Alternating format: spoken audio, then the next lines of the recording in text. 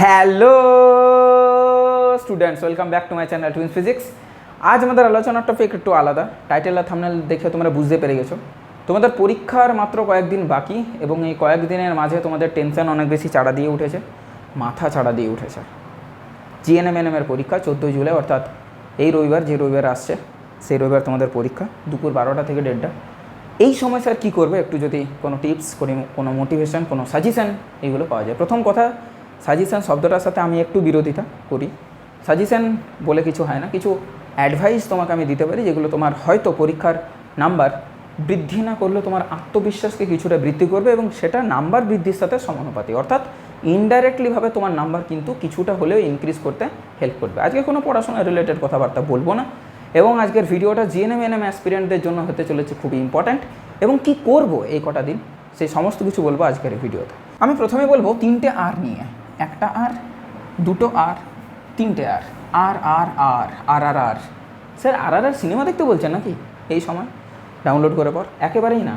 প্রথম কথা, প্রথম যে আরটা করবে সেটা হচ্ছে রিকল, অর্থাৎ স্মরণ করা, যা যা পড়েছো সেগুলো মনে রাখবে, মনে করবে, যুক্ত রিভিশন, ওই আর কি দুটো মিলিয়ে যেটা হয় বিষয়টা, সেই রিভিশন করবে। রিভিশন, ভিশন মানে তো দেখা, রিভিশন মানে পুনরায় দেখা এবং পুনরায় মনে করা, এই জিনিসটা একটু করতে হবে।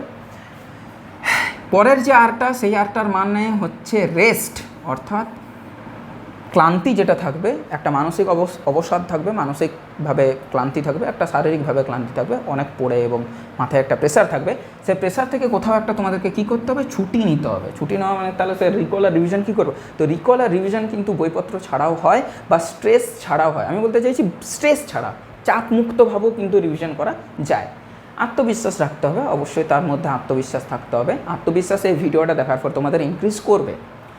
রেস্ট শব্দটার অর্থ হচ্ছে তুমি একটু শান্তি থাকবে, মানে শান্ত থাকবে, একদম নিশ্চুপ নিঃশান্ত যেটাকে বলে, তেমনি কিন্তু তোমাকে থাকতে হবে। রেস্ট নিতে হবে, অর্থাৎ রেস্টের বিশ্রাম নিতে হবে। হ্যাঁ, বিশ্রাম, হ্যাঁ, বাংলা মানেটা এসছে বিশ্রাম নিতে হবে। এটা ভীষণ জরুরি যে কোনো এক্সামের আগে। অর্থাৎ তোমাকে কিন্তু টায়ার্ড থাকা চলবে না, তাহলে কিন্তু পরীক্ষা খারাপ হবে। এটা কি বললাম আমি? এটাকে বলতে পারি আমি পুনরালোচনা,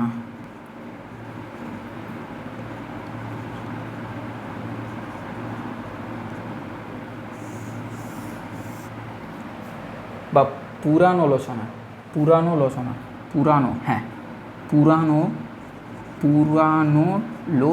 হ্যাঁ, অর্থাৎ পুরনো যে জিনিসগুলো করেছি সেগুলোকে আরেকবার করে আমাকে চোখ বুলাতে হবে। এই যে আরটা, সেই আরটা হচ্ছে রেগুলারিটি মানে হচ্ছে এখন তোমার কাছে 2-3 দিন সময় আছে, যেই দুটো আর বললাম সেই দুটো আরকে রেগুলারিটির বাংলা হচ্ছে প্রতিনিয়তা, অর্থাৎ কে জানে হয়তো বাংলাটা ঠিক বলছি তো আমি। রেগুলারিটি মানে হচ্ছে প্রতিনিয়ত যে বিষয়টা করা, অর্থাৎ তোমার কাছে 2-3-4টে দিন যখনই তুমি ভিডিও দেখছো না কেন, এই দুটো জিনিস, প্রথম দুটো আরকে যেন এই কিছুদিন তুমি যেন সেগুলো রেগুলারিটি মেনটেন করো, অর্থাৎ প্রতিনিয়তা মেনটেন করো, প্রতিনিয়ত যে বিষয়টা সেটা যাতে মেনটেন করো, এইটুকুটাই বলবো, বিশেষ কিছু বলবো না। আর একটা জিনিসের উপরে তো অবশ্যই তোমাদেরকে কথা বলি যে আত্মবিশ্বাস রাখো, সব কিছু ভালো হবে, কিছু অসুবিধা নেই। জিএনএম পরীক্ষা তোমাদের সবারই ভালো হবে, এই কামনাই করি আমি ঈশ্বরের কাছে, এবং তার সাথে সবচেয়ে বড় ইম্পর্ট্যান্ট যে তোমরা ভালো থাকো, রেস্টে থাকো, মন ভালো রাখো, এই কথাটাই বলবো। কারণ একটা ভাইটাল পরীক্ষা তোমার জীবনের, তাই না? একদম ক্লিয়ারভাবে থাকো, অর্থাৎ চাপমুক্তভাবে থাকার চেষ্টা করো, যা হবে ভালো হবে, নো প্রবলেম মাই ডিয়ার। যাই হোক, আজকের ভিডিওটা এতদূর পর্যন্তই থাকলো। যদি কোনো ধরনের কিছু প্রশ্ন থাকে অবশ্যই কমেন্ট সেকশানে কমেন্ট করতে পারো। যাই হোক, till then, take care, tata, by.